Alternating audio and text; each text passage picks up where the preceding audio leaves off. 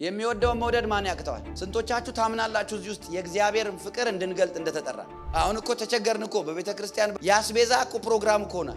እግዚአብሔር እንዲገዛላል እግዚአብሔር እንዲሰብርላል እየተባልን እግዚአብሔር ክርስቶስን ትተን ምድራዊ ነገር ነው እኮ ምን ሰብክ ያለን። ግን ትክክለኛው ጎስፕል ትክክለኛው ወንጌል አስቤዛ አይደለም። ኤቲስቶች እየበሉ እኮ ነው። እግዚአብሔር የለም የሚሉ እየበሉ እየኖሩ ነው። እግዚአብሔር የለም የሚሉ አምላክ የለሾች ግን ተሳክቶላቸው ይኖራሉ። ትክክለኛው የእግዚአብሔር ኃይል በአንድ አማኝ መጠኑ የሚጨምርበት መንገድ ግልጽና አጭር ነው። ፍቅር ይባላል። ይሄን ፍቅር ወቁ።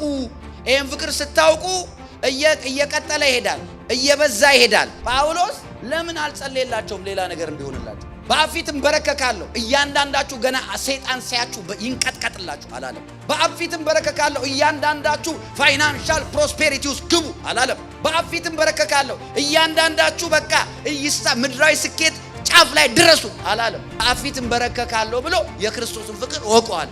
እንዴ በቃ ይሄ ነው? አዎ። ለምን? የኃይላችሁ መጠን የሚጨምረው የዛኔ ነው። ኃይለኛ የምትሆኑት የዛኔ ነው።